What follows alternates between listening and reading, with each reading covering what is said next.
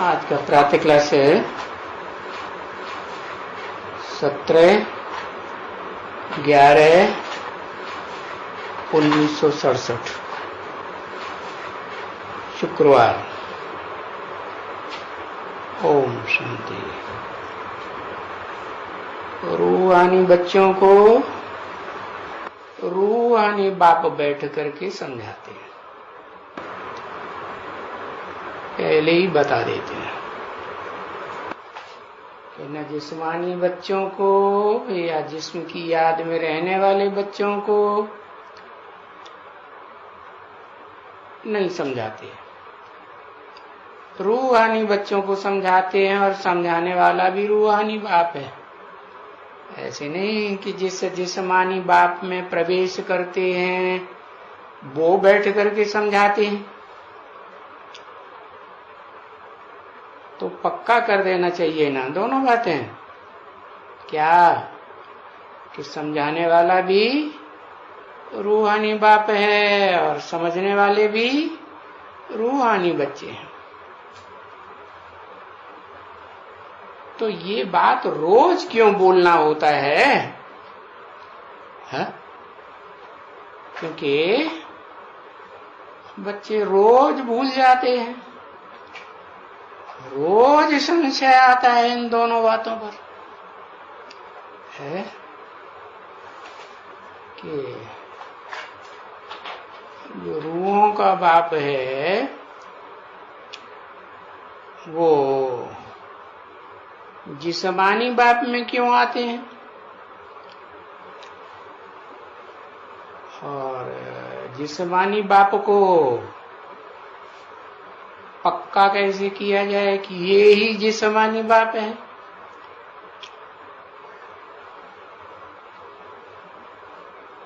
भले बाबा समझाते हैं तो ये भी समझाते हैं कि जो जिस्मानी बाप है उसकी क्या क्या पहचान है। मुरली में तो सब बताते हैं ना, क्योंकि ये मुरली छपती है बच्चों के लिए। कौन से बच्चों के लिए? वही रूहानी बच्चों के लिए। अब पढ़ेगा तो कोई भी, जिस्मानी भी पढ़ेगा और रूह की स्टेज में रहने वाला बच्चा होगा वो भी पढ़ेगा, कोई भी पढ़ेगा। तो वो समझेंगे कि सभी आत्माओं का जो बाप है, सभी रूहों का बाप है, वो ही बैठ करके इनको पढ़ाते हैं। इनको माने किनको? है रूहानी बच्चों को, जो अपन को रूह समझते हैं। देह समझना अभी बुद्धि में बैठ रहा है कि हम देह नहीं है, तो इन रूहों को पढ़ाते हैं जो समझते हैं कि भ्रकुटी के बीच में हम ज्योति आत्मा रूह है। इसे यहाँ भ्रकुटी में बैठ करके इस शरीर को, शरीर की इंद्रियों को चलाते हैं, तो वो रूह पढ़ते हैं। क्योंकि यूं तो है, गीता में भी है, भगवान वाचे ना, भगवान ने बोला क्या बोला कि अणु से भी अणुरूप है। बाप है वो अणुरूप है, अणु कितना छोटा होता है, उससे भी अणुरूप। अणुअणियान समनुस्मरेत्य, तो बाप जैसा होगा तो बच्चे भी वैसे ही अणुरूप होंगे। सांप का बच्चा सांप जैसा लंबा, हाथी का बच्चा हाथी जैसा मोटा ताजा, चींटी का बच्चा चींटी जैसा। तो रूप तो बाप और बच्चे का एक ही जैसा होता है ना। तो गीता में भगवान वाच तो है, और जब भगवान वाच है तो वो समझते हैं कि श्री कृष्ण भगवान है। कौन? अभी दुनिया वाले मनुष्य हैं, वो समझते हैं श्री कृष्ण भगवान है? ये थोड़ी समझते हैं कि भगवान कोई निराकार है, और वो निराकार कोई साकार में प्रवेश करके फिर बताते हैं, समझाते हैं, सुनाते हैं। वो श्री कृष्ण भगवान 16 कला संपूर्ण को समझ लेते हैं। जो शास्त्रों में बताया है कि नर अर्जुन को 16 कला संपूर्ण नारायण बनाया भगवान ने। तो नारायण तो बड़ा रूप होता है ना, श्री कृष्ण तो छोटा बच्चा मंदिरों में दिखाया जाता है। तो उस छोटे बच्चे को भगवान समझते हैं। तो ये बातें हैं जो मुझान पैदा करती हैं बच्चों को, इसीलिए ये घड़ी घड़ी समझाते हैं बच्चों को। क्या कोई पूछे ये रोज रोज क्यों समझाते हैं, रूहानी बाप रूहानी बैठ बच्चों को समझाते हैं? तो बताया इसीलिए घड़ी घड़ी समझाते हैं बच्चों को कि हे रूहानी बच्चों, रूहानी बाप बैठ करके समझाते हैं। कोई श्री कृष्ण कोई बच्चा नहीं समझाता है। बच्चा तो बच्चा बुद्धि, वो कैसे समझाएगा? है बच्चे तो सुनते हैं, और जो सुनते हैं सो ही सुनाते हैं। छोटे बच्चे होते हैं ना स्कूल में, जो टीचर सुनाता है सो सुना देते हैं, रट लेते हैं। बाकी बात की गहराई को समझते नहीं है, न समझाते हैं। तो बाप बैठ के रूहानी बच्चों को समझाते हैं कि अभी कृष्ण तो ऐसा नहीं कहेंगे। क्या? कैसा नहीं कहेंगे? है कि मैं रूहों का बाप हूं, क्योंकि उनको तो अपना शरीर है ना, और बच्चे के रूप में दिखाते हैं। मंदिर में पूजा करते हैं तो बच्चे के रूप में पूजा करते हैं ना, कि बड़े रूप में पूजा होती है? बच्चे के रूप में पूजा होती है।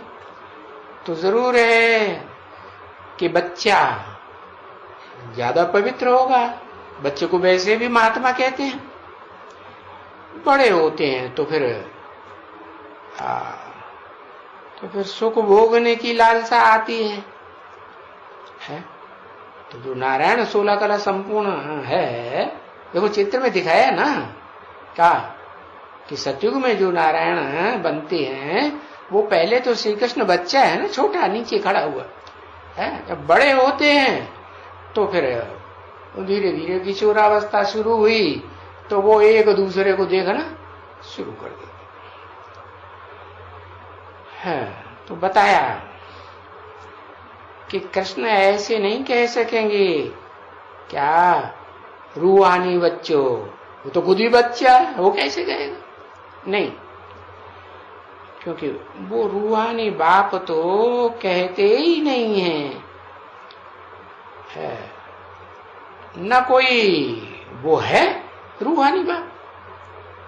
कृष्ण को कोई रूहानी बाप कहते हैं? नहीं, है भी नहीं।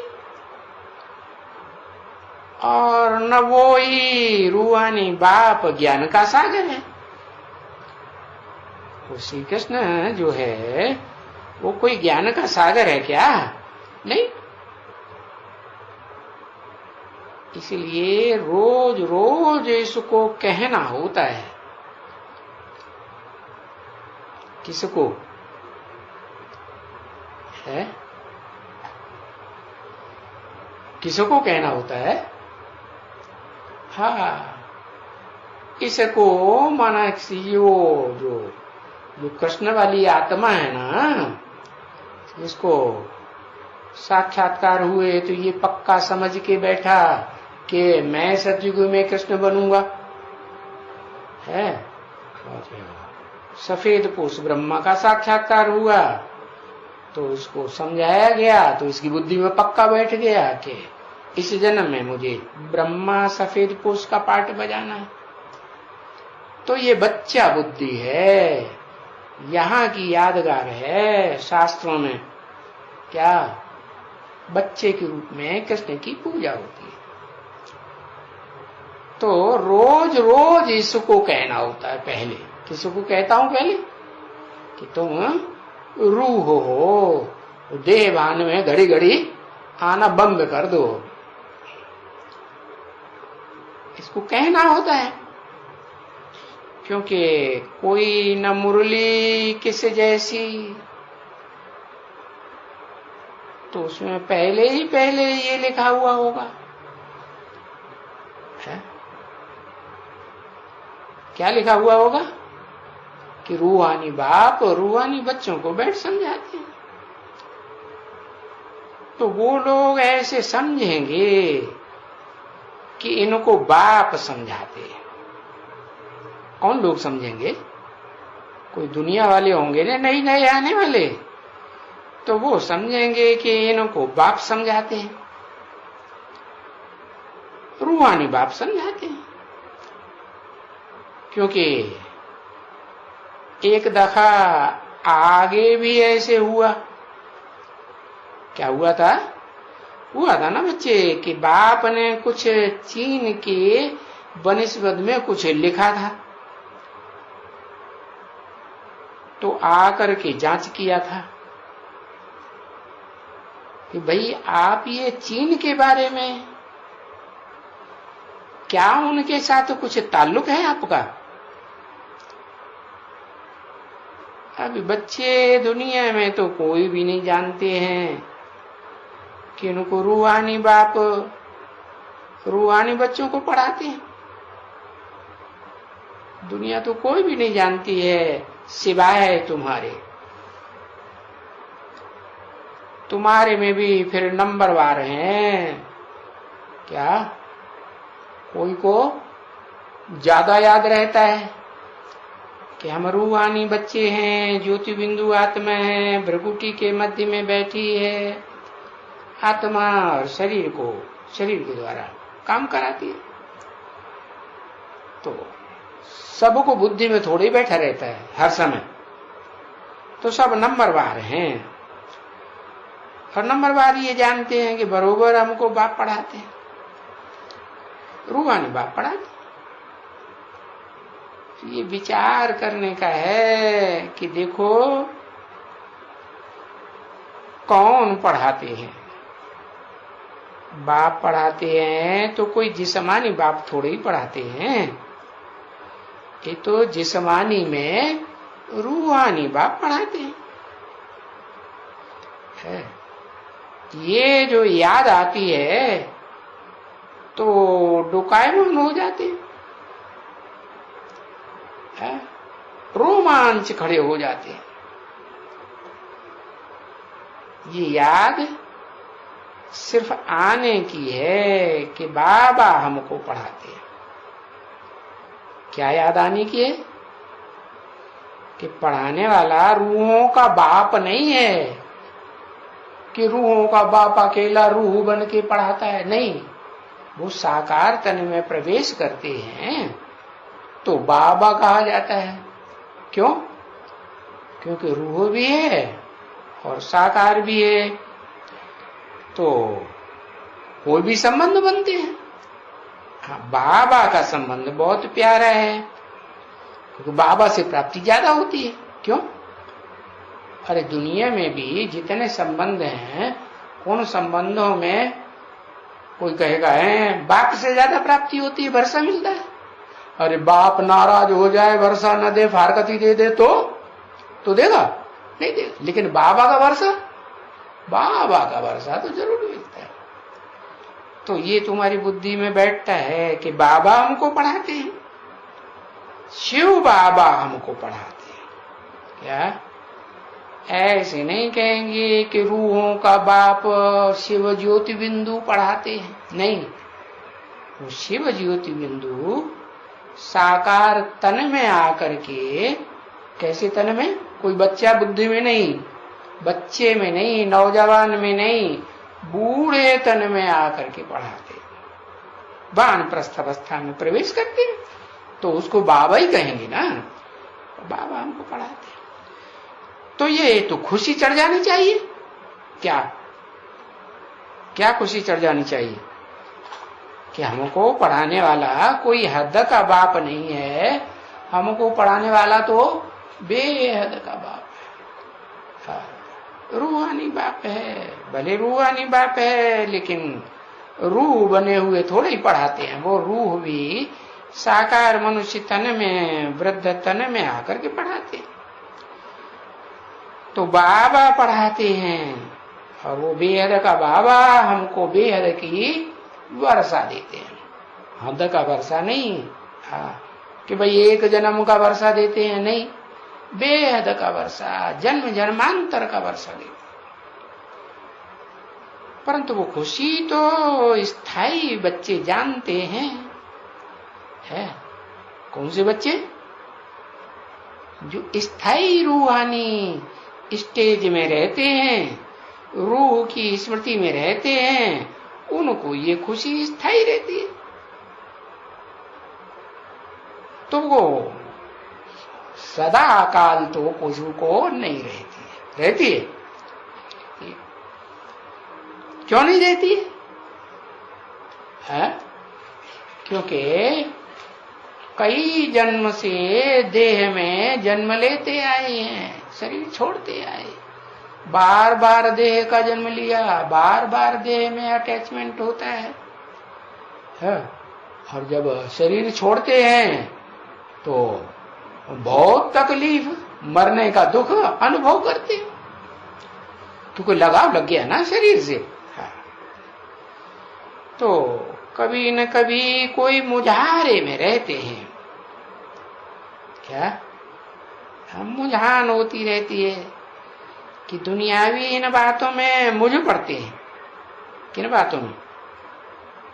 हाँ, दुनियावी लोगों के संग होता है ना, तो उनका रंग लगता है और वो नहीं समझते हैं, तो वो अपनी दलील बताते हैं। तो दुनियावी लोग मुझ पड़ते हैं, वो इनको हिलाई देते। अगर ये याद आते रहे हरदम, क्या कि हम ज्योति बिंदु आत्मा हैं, भ्रकुटी के मध्य में बैठी हुई, जो इस शरीर रूपी यंत्र को चलाते हैं।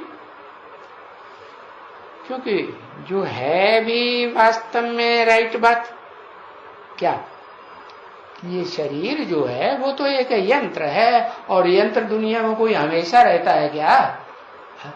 आज हो है, कल सड़ जाएगा, खराब हो जाएगा, जंग लग जाएगी। तो ये भी वास्तव में राइट बात है कि तुमको बेहद का बाप पढ़ाते हैं, और पढ़ने वाले भी तुम हैं, रूहानी बच्चे हो। बच्चे भी रूहानी बेहद के, और बाप भी बेहद का रूहानी। और आकर के क्या पढ़ाते हैं? पढ़ाते भी हैं सृष्टि के आदि मध्य अंत का बेहद का राज समझाते हैं। जो सृष्टि के आदि मध्य अंत का राज ऋषि मुनि भी कहते गए शास्त्रों में, तेति नेति न इति, हम इसके अंत को, आदि को नहीं जानते। तो वो तो हद के हो गए। जब बेहद की बात नहीं जानते हैं तो हद के हुए ना। और ये तो बेहद का बाप है, ये तो सृष्टि के आदि मध्य अंत को जानता है। क्यों जानता है?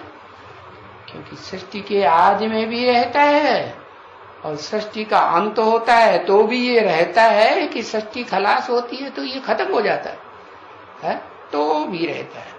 लेकिन ऐसे नहीं कि जिस मुकर्रर रथ में प्रवेश करते हैं वो रथधारी के रूप में, वो रथ रूप में रहता है, नहीं, वो तो रूह के रूप में ही रहता है। भले मुकर्रर रथ में भी प्रवेश करता हो या अलग अलग ब्रह्मा नामधारियों में भी प्रवेश करता हो, टेम्परेरी रूप से दिखाते हैं ब्रह्मा के 4 मुख, तो उनमें भी वो कोई लगाव पूर्वक थोड़े बैठता है कि उसे अटैचमेंट हो जाएगा, नहीं।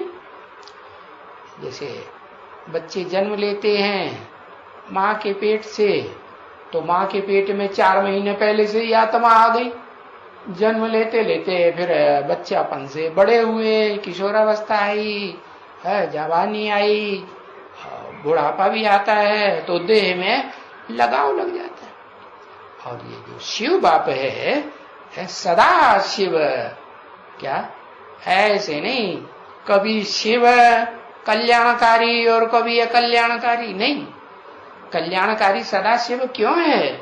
इसीलिए है कि वो सदा रूहानी स्थिति में रहता है, कभी भी देह भान में आता ही नहीं। भले देह में प्रवेश करता है, देह की दुनिया वालों के बीच में आता है, पार्ट भी बजाता है, लेकिन देह में कोई लगाव ये से धर्म पिताएं हैं, देह में लगाव हो जाता है ना धर्म पिताओं का, तो फिर अगला जन्म देह में, देह से गर्भ से जन्म लेते हैं। तो शिव का ऐसा नहीं है। तो वो बेहद का बाप हुआ ना, वो बेहद का बाप सृष्टि के आदि मध्य अंत को जानते हैं। क्यों जानते हैं? क्योंकि वो जन्म मरण के चक्र में आता ही नहीं है। और हम आत्माएं जन्म मरण के चक्र में आते हैं। हम आत्माओं में भी जो अव्वल नंबर है भोगी आत्माओं के बीच में, सबका भोगी आत्माओं का बाप, वो भी जन्म मरण के चक्कर में आने से सब भूल जाता है। तो वो भी सृष्टि में के आदि मध्य अंत का राज नहीं बता सकता ना, नहीं बता सकता। तो अब समझा कि कौन समझाते हैं? रूहों का बाप, रूहानी बाप साकार मनुष्य तन में आकर के समझाते। नहीं तो रूह कैसे बोलेगी बिना मुख के, कैसे सुनेगी बिना कान के, कैसे बच्चों को देखेगी बिना आंखों के। तो ये भी तुम बच्चे जानते हो। फिर भी ऐसा होते हुए भी देखो, तुम बच्चे जानते हो कि भगवान को भूल जाते हो। क्या? क्यों भूल जाते हो? इतना सब कुछ जानते हुए भी ये भी जान गए कि हम रूह हैं, हम देह नहीं है। ये भी सुना कि हम सृष्टि के आदि मध्य अंत की नाले सुनते हैं रूहानी बाप से। तो ये तुम क्यों भूल जाते हो कि आखिर असली रूप में जो भगवान बाप है उसको भूलते क्यों हो? यानी टीचर को भी भूल जाते हो। है? जो टीचर है वो भी तो साकार है, साकार बने बगैर कैसे टीच करेगा? टीचर को भी भूल जाते। और तुम्हारी आत्मा को जिसने जन्म दिया, बाप जन्म देता है ना, तो आत्मा को कैसे? आत्मा तो अजर अमर विनाशी है, आत्मा का तो विनाश ही नहीं होता। तो फिर कैसे जन्म देता है? पहचान देता है। तुम भूले हुए थे ना, तुम समझते थे हम देह हैं। देह बयान में आकर के कोई पूछता तो तुम कौन हो? तो हम डॉक्टर हैं। कहते हम तो वकील हैं, हम जज हैं, हम ये हैं, हम वो हैं, हम बूढ़े हैं। ऐसे ऐसे देह की बात बताते थे। ये थोड़े जानते थे कि देह तो विनाशी है। पूछे तुमने जब जन्म लिया था तब तुम बूढ़े थे, डॉक्टर थे, मास्टर थे, वकील थे, कुछ भी नहीं थे। तो फिर तो वास्तव में क्या हो? तो ये तो तुम्हारी बुद्धि में अभी बैठा कि जिसको तुम भगवान को घड़ी घड़ी भूल जाते हो वो तुम्हारा बाप भी है, टीचर भी है, और तुम्हारी सदगति करने वाला सदगुरु भी है। कैसी सदगति? किसको कहेंगे सदगति? किसको कहेंगे दुर्गति? सदगति कहेंगे शरीर में रहते रहते सत्य धाम में रहे, सत्य की दुनिया में रहे तो कहेंगे सतयुग। तो शरीर सहित सुख मिले, दुख न मिले, उसको कहेंगे सदगति।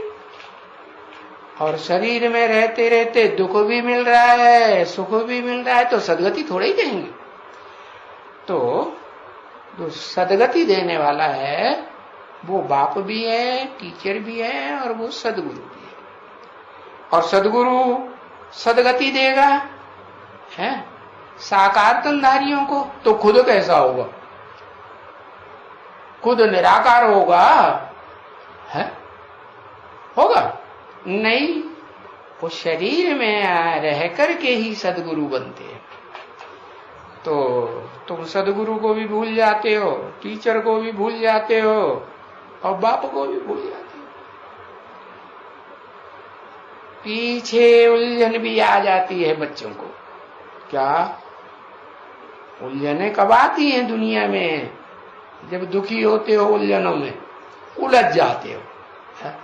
मन भी उलझ जाता है, तन भी उलझ जाता है दुनिया के धंधे धोरियों में। और तुम्हारा जो धन भी है वो भी दुनियावी धंधे धोरी में बर्बाद होता रहता है, उलझ जाता है। तो उलझन आती है ना बच्चों को। तो कब आती है उलझन? जब अपन को देह समझते हो, देह भान में आते हो, घड़ी घड़ी भूल जाते हो। अगर ये याद है बच्चों को कि हमको रूहानी बाप पढ़ाते हैं और भविष्य में जा करके हम देवी या देवता पद पाएंगे, क्योंकि भगवान क्या बनाते हैं? भगवान आते हैं तो भगवान क्या बनावेंगे? भगवान तो भगवान भगवती बन, लेकिन सबको बनावेंगे क्या? नहीं। जो भगवान बाप समान स्टेज धारण करेंगे सदाकाल, तो उनके लिए बताया है कि भगवान उनको क्या बनाते हैं? भगवान और भगवती बनाते हैं। बाकी जो हैं उनको देवी देवता बनाते हैं। तो देवी देवता बनाने के लिए तो देवी स्त्री चोला हुआ, देवता पुरुष चोला हुआ। तो बनाने वाला भी कैसा होना चाहिए? अरे स्त्री को समझाएगी, बताएगी, और पुरुष को समझाएगा, बताएगा।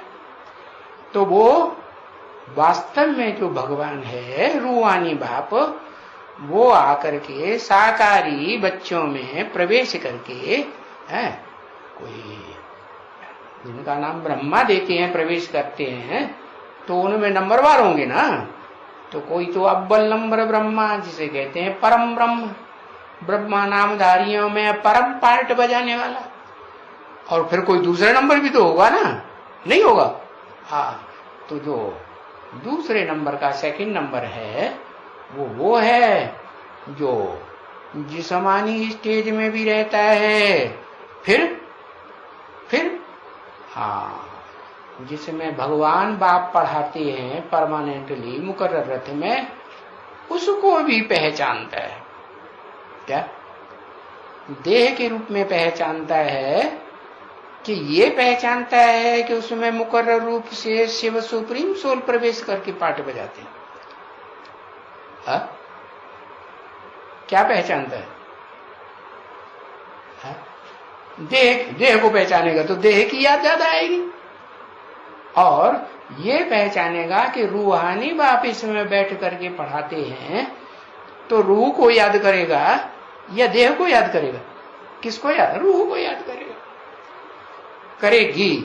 हाँ, क्योंकि वो सेकंड नंबर जो है ब्रह्मा नामधारी है, ऊंच से ऊंच स्टेज पाने वाला ब्रह्मा, तो बताया वो जो त्रिमूर्ति दिखाई जाती है ना, 3 मूर्तियां, उन 3 मूर्तियों के बीच में वो ब्रह्मा नामधारी भी होता है।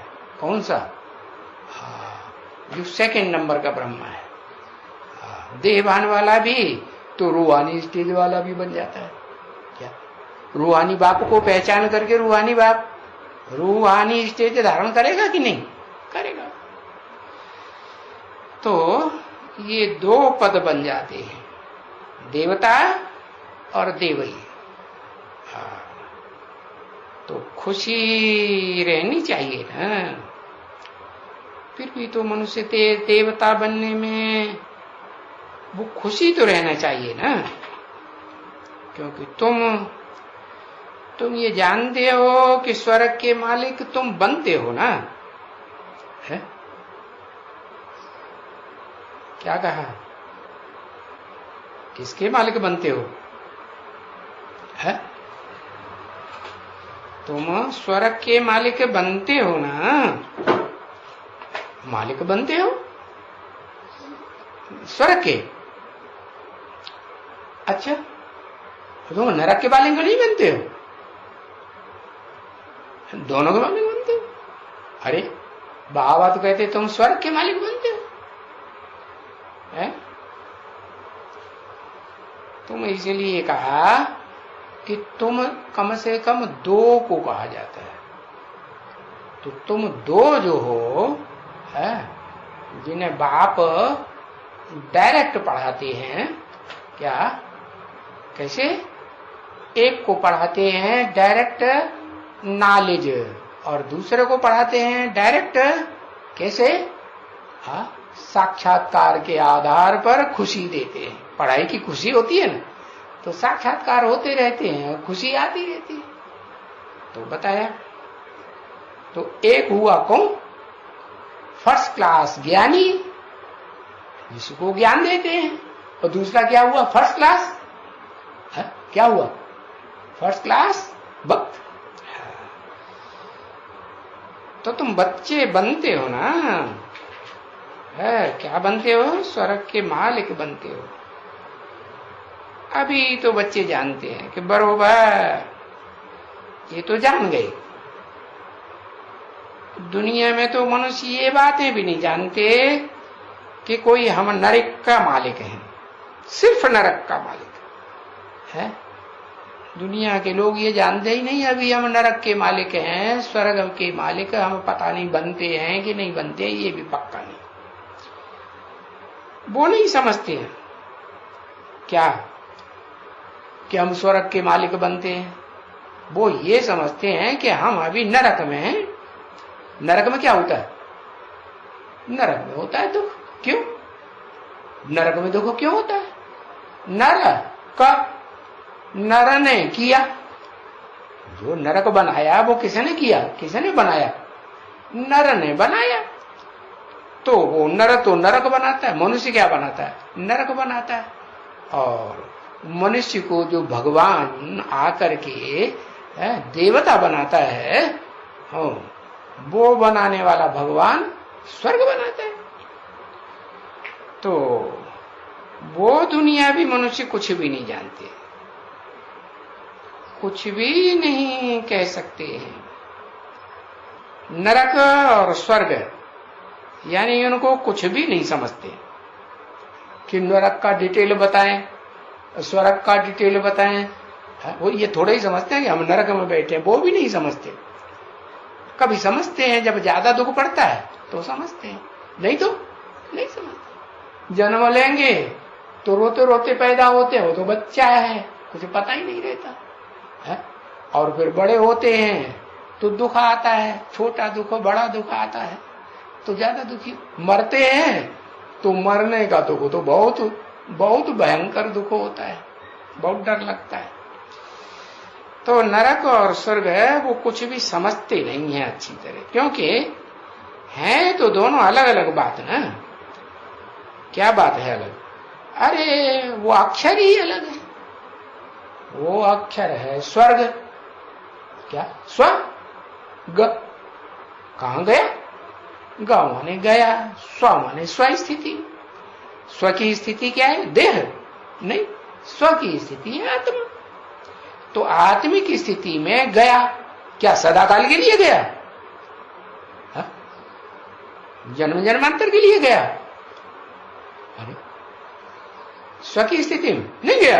अरे स्वर्ग में तो जन्म जन्मांतर आत्मिक स्थिति ही होगी ना।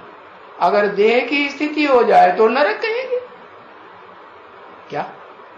देह का भान आया या देह के कोई भी अंग का भान आया और वो अंग बार बार याद आना शुरू हुआ तो क्या कहेंगे? नरक। और स्वर्ग में स्व मानी आत्मा। तो बताते हैं तुम आत्मा हो ना, तुम देह थोड़े ही हो या देह का कोई अंग थोड़े ही हो। तो दोनों बातें अलग अलग हैं, स्वर्ग अलग नरक अलग। सतयुग को कहा जाता है स्वर्ग। तो सच्ची बात है ना बुद्धि में कि हम क्या हैं। देवताओं की बुद्धि में क्या है कि हम आत्मा हैं, देह नहीं है, देह की याद नहीं रहती। नरक कलयुग को कहा जाता है। क्यों? क्योंकि उसका नाम ही है कलयुग। आज करो और कल उसका फल भोगो। पाप करो तो पाप का फल भोगो। और पाप तो दुनिया में कलयुग में जास्ती होते हैं, द्वापर में फिर भी पाप कम होते हैं, और युगों में और कम। पाप होने की बात ही नहीं, सत्ययुग त्रेता में तो पाप ही नहीं होते। तो बताया कि कलयुग को नरक कहेंगे, कलयुग को थोड़ा ही स्वर्ग या सतयुग कहेंगे। कलयुग में कोई सच्चा होता है क्या? झूठ है झूठ, मेरे ही झूठ, सत्य की रखती नहीं। तुलसीदास जी तो लिखते झूठ ही लेना, झूठ ही देना, झूठ ही भोजन, झूठ चबेना। चबाएंगे तो झूठ चबाएंगे, खाएंगे तो झूठ खाएंगे, बोलेंगे तो झूठ बोले। अरे आंख से देखेंगे तो भी झूठा। हाथ प्यार से देखेंगे वो तो समझेगा प्यार देखने वाला, अरे बड़ा प्यार करते हैं। और कल क्या होगा अंजाम? कल धोखा दे देंगे तुम्हारा। तो सच्चा हुआ कि झूठा हुआ? झूठा ही हुआ ना। तो कलयुग में ऐसे ही होता है। तो नहीं कह सकते हैं ना बच्चे वास्तव में कलयुग को सत्य युग नहीं कह सकते। परंतु है देखो वो बुद्धि पत्थर बुद्धि है कौन? जो कलयुगी दुनिया में रहने वाले हैं वो क्या है? जो अपन को देह समझते हैं वो क्या है? पत्थर बुद्धि है। तो बड़ी संभाल से सब कुछ चलना पड़ता है उनके साथ, है घड़ी घड़ी याद करना पड़ता है अपन को। हम ज्योति बिंदु दूसरों को देखें तो भी घड़ी घड़ी क्या देखें? भ्रुकुटी के मध्य में उनकी ज्योति बिंदु आत्मा याद आवे। तो सब कुछ कर्म करते व्यवहार करते बड़ी संभाल से ये बात याद रखनी पड़ती है कि हम भी ज्योति बिंदु आत्मा, और ये दुनिया वाले जो भी सामने आते हैं जिनको इन आंखों से देखते हैं वो भी ज्योति बिंदु आत्मा। बाप को भी युक्ति से समझाना पड़ता है। बिल्कुल ठंडा मिजाज रखना पड़ता है। बाप को ठंडा मिजाज क्यों रखना पड़ता है? क्योंकि रूहानी बाप है ना। रूह जो है वो तो रूहानी स्टेज तभी कही जाएगी जब काम और क्रोध से प्रभावित हो। और क्रोध आया, क्रोध के विकार से प्रभावित हुआ तो गर्म मिजाज कहेंगे, ठंडा मिजाज कहेंगे? है? अरे गर्म मिजाज हुआ ना। तो बाप को ठंडे मिजाज से, बिल्कुल ठंडे मिजाज से समझाना पड़ता है, युक्ति से समझाना पड़ता है। क्योंकि तुम बच्चे हो ना, क्या कहा? कैसे बच्चे हो? अभी प्रत्यक्ष नहीं हुए हो। प्रत्यक्ष तब होंगे जब तुम्हारी सदा काल आत्मिक स्टेज बनेगी संसार के सामने। नहीं तो संसार के सामने कभी देवान में आते हो, तुम्हें क्रोध आता कि नहीं? काम, क्रोध, लोभ, मोह, अहंकार आता है कि नहीं? हाँ, वो देखते हैं कि देखो अच्छी चीज इनको दी तो ये हप खाते चले जाते हैं, और पेट भर के खा लेते हैं, नुकसान कर जाता है, ओ करते हैं, उल्टी करने लग पड़ते हैं, दस्त हो जाते हैं। तो इनमें तो देवान है ना? हाँ, समझ जाएंगे। अब अभी तो तुम गुप्त बच्चे हो, माना तुम्हारी आत्मा अभी प्रत्यक्ष संसार के सामने नहीं हुई है। देखो, कहां भी देखो, कोई भी गोप है जो गुप्त आत्मा है, उसके अंदर बेकायदे कुछ भी उठ करके कुछ बोल देते हैं ना कोई के सामने, तो कितना घमासान मच जाते हैं। हाँ, लोगों को अनिश्चय पैदा हो जाता है। ये कहते तो हैं कि हम रूह हैं, हम आत्मा हैं, हमको पढ़ाने वाला रूहानी बाप आया हुआ है, फिर ये देह अभिमानियों के जैसी बातें करते हैं, कर्म करते हैं, तो फिर उनको संशय आता है, ये हमसे झूठ बोलते हैं, घमासान मच जाते हैं। तो इसलिए बाबा फिर सभी गोप जो ऐसे कई गोप हैं जो बैठ करके चिट्ठियां लिखते हैं, कभी इंदिरा गांधी को लिखेंगे, कभी प्रेसिडेंट को लिखेंगे, कभी किसको लिखेंगे, है?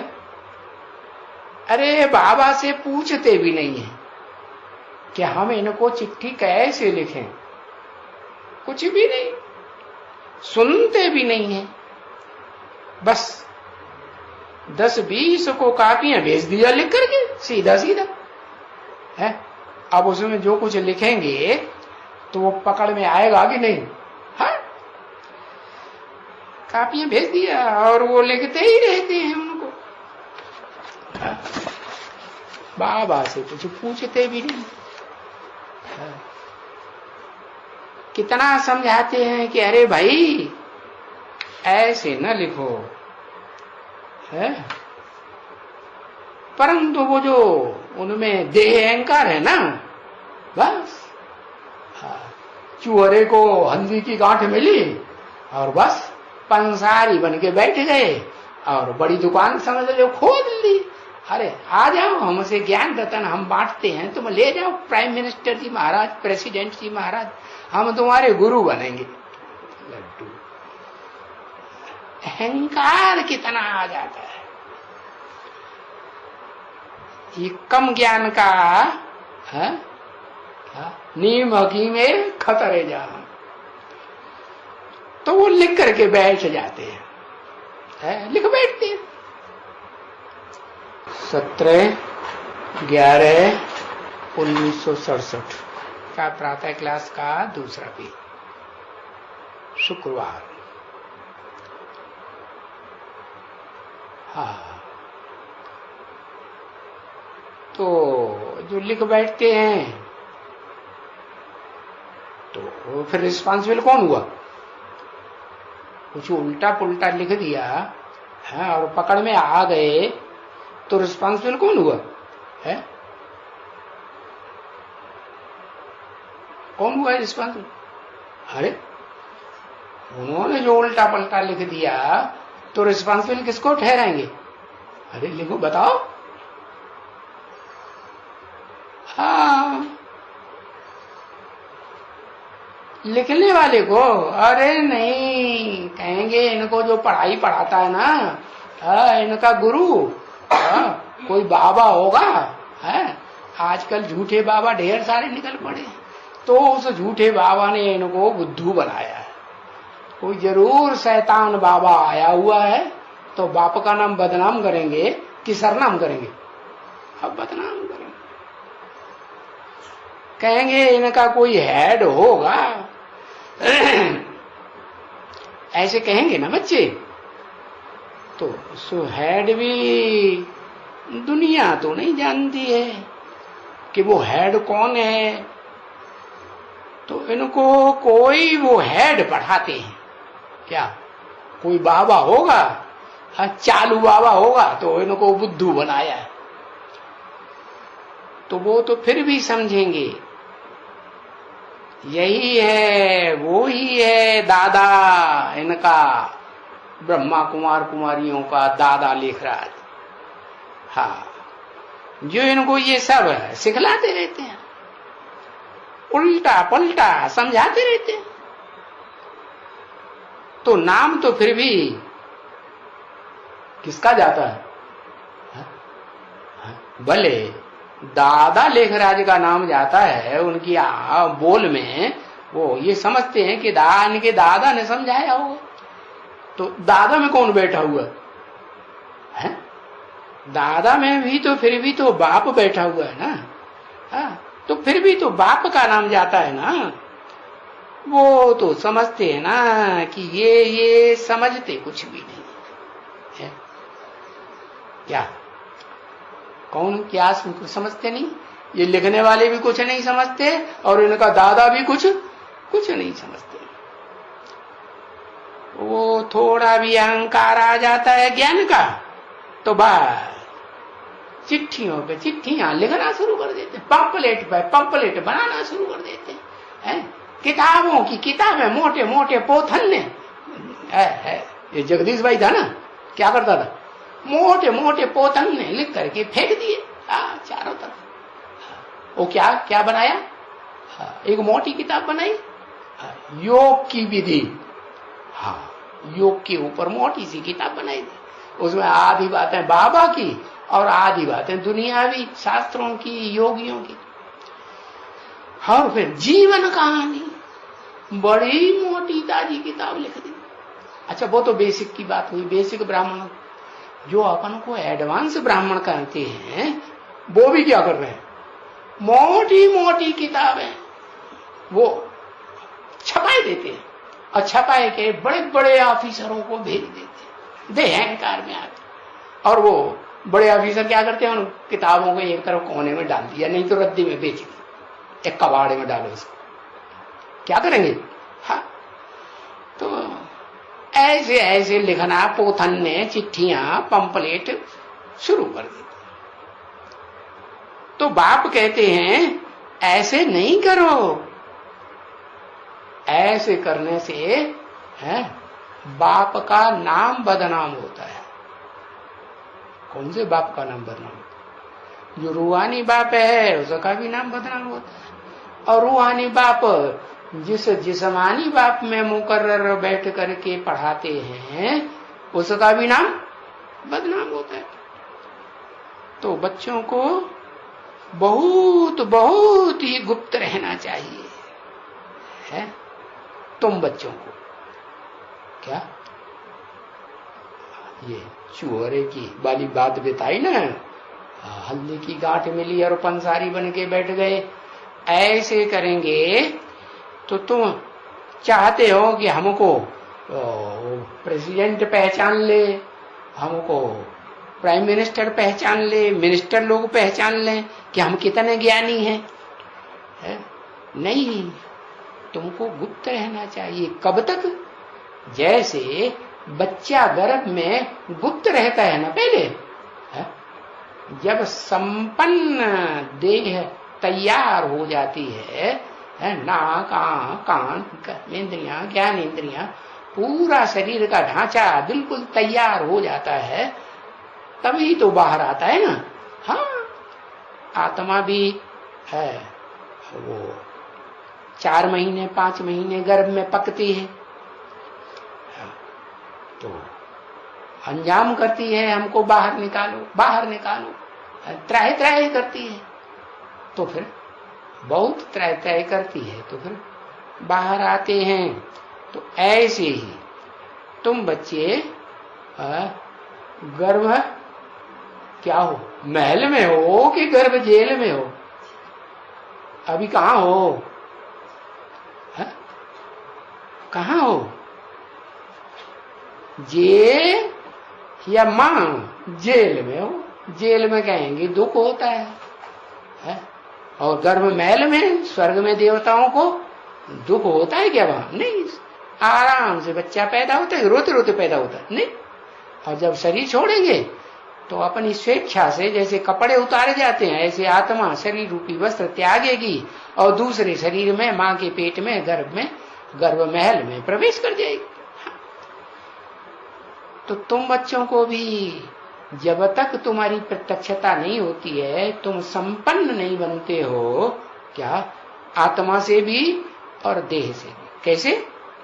मैं आता हूं तुम्हारी आत्मा रूपी बिठैया और शरीर रूपी नवैया दोनों का पार लगाने वाला, इस विषय वैतरणी नदी कहो, विषय सागर कहो, इससे पार ले जाने वाला कौन? खेवैया आया हुआ। तो जब तक तुम्हारी आत्मा संपन्न न बने, तुम्हारी आत्मा संपन्न कैसे कही जाएगी? तुम्हें अपने पार्ट का पक्का पता चल जाए कि मैं आत्मा इस सृष्टि रूपी रंगमंच पर कौन सा हीरो पार्टधारी का बच्चा हीरो पार्ट बजाने वाला।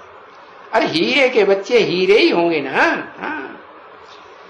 तो तुम बच्चों को तब तक गुप्त रहना चाहिए, केवल फुला के आकर के और बस ढपली बजाना शुरू कर दिया है।